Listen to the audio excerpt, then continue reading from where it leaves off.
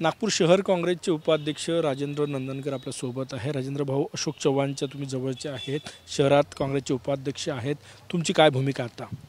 माझी काय भूमिका नाही, आमचे ते नेते आहेत, अशोकराव चव्हाण साहेब आमचे नेते आहेत, ते जिथं आहेत तिथं आम्ही जात आहोत त्यांच्या पाठीशी। ते आमचे नेते, त्यांच्या पाठीशी आम्ही आहोत। काय शहर काँग्रेसचे उपाध्यक्ष, तुम्हाला का वाटतं त्यांच्यासोबत जावं, का तुम्ही हा निर्णय घेतला? का निर्णय घेतला? त्यांनी जो निर्णय घेतला ते एवढे मोठे नेतून त्यांनी निर्णय घेतला, आम्ही त्यांचे कार्यकर्ते म्हणून आम्ही त्यांच्या पाठीशी आहोत, त्यांचे चाललो होतो आम्ही। तुम्ही हलवा समाजाचं पण काम करता, किती विदर्भातले किती कार्यकर्ते जाऊ शकतात जे अशोक चव्हाणांसोबत आहे? कारण की प्रत्येक जिल्ह्यात त्यांना मानणारा वर्ग आहे काँग्रेसमध्ये।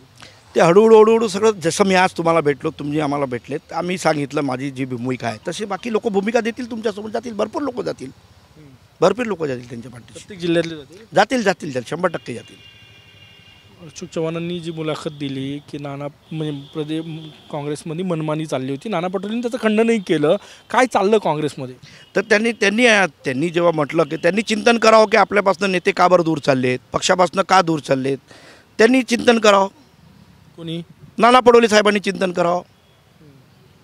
नागपूरच्या मागील लोकसभेमध्ये ते नागपूर शहरातले काँग्रेसचे उमेदवार होते, त्या लोकसभेनंतर त्यांनी त्या शहरामध्ये कोणती बांधणी केली? आज भारताचे एवढे मोठे नेते गडकरी साहेब आहेत, त्यांच्या अगेन्स्टमध्ये ते निवडणूक लढले, त्यानंतर त्यांनी कोणती बांधणी केली पक्षासाठी? की 5 वर्षांनी परत निवडणुका लागणार, आता 2 महिन्यानंतर कोणती बांधणी केली त्यांनी? ते तर म्हणतात मी नेहमी संपर्कात असतो, तुम्ही म्हटले मगाशी की त्यांचा सगळेच म्हणतात, आता मी काय बोलणार त्या विषयावर, मी नाही बोलू शकत। नगरसेवकांबद्दलही बोलले तुम्ही की त्यांना, हो, माझं वैयक्तिक मत असं आहे की त्यांना सहसा नगरसेवक कोण आहेत तेही माहिती नसेल, असं माझं म्हणणं आहे। काय काँग्रेसमध्ये काय चाललंय? काँग्रेसमध्ये काय चाललं तुम्हाला दिसतंय? काँग्रेसमध्ये कार्यकर्ता आणि हा नेत्यांचा पक्षश्रेष्ठींचा काही समन्वय नाही आहे। वार्डात काँग्रेसचे कोणते कॉमन प्रोग्राम नाही, काही नाही, कोण कुठं आहे काही माहिती नाही, फक्त वैयक्तिक नात्याने हा याच्याशी जुळला त्याच्याशी जुळला असा वाद निर्माण करून त्याला डावलतात, अशी परिस्थिती सध्या आहे। कार्यकर्ता म्हणून काही घेणं नाही। प्रदेशाध्यक्ष नाना पटोले एवढे फिरतात महाराष्ट्रभर, त्यांनी ते म्हणतात की पक्ष बांधला मी आणि स्वार्थापोटी कोणावर चौकशी आहे म्हणून ते जात आहेत, अशोक चव्हाणांना त्यांनी म्हटलं नाही, ह्या विषयावर मी काही बोलणार नाही। तुम्हाला तुमच्यावरही आरोप होऊ शकते की स्वार्थापोटी जात आहे सत्तेसोबत, ते बोलू द्या, त्यांना काय बोलायचे ते बोलतील, आम्ही आपल्या नेत्याच्या पाठीशी आहोत, त्यांच्या पाठीशी अशोकराव चव्हाण साहेब जिथे आहेत तिथे आम्ही आहोत। किती कार्यकर्ते तुमच्यासोबत? भरपूर कार्यकर्ते राहतील, भरपूर कार्यकर्ते राहतील। कारण की उघडपणे मी अशोक चव्हाणांसोबत आहे असं तुम्ही नागपुरातून म्हणणारे पहिले आहे?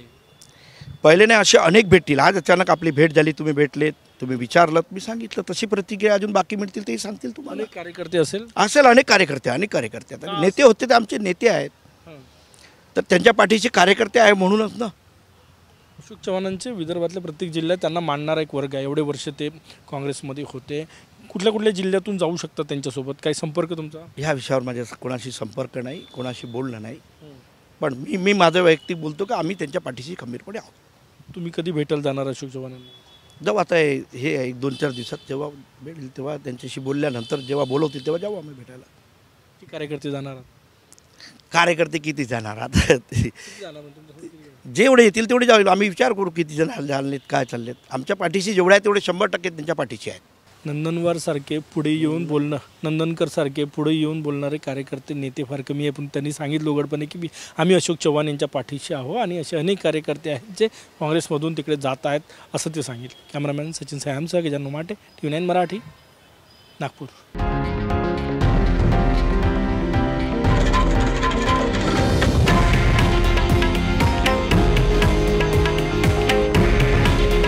हे आहे देशातील नंबर 1 न्यूज नेटवर्क आणि आपण पाहत आहात TV9 मराठी। काळजी तुमची, हित महाराष्ट्राचं।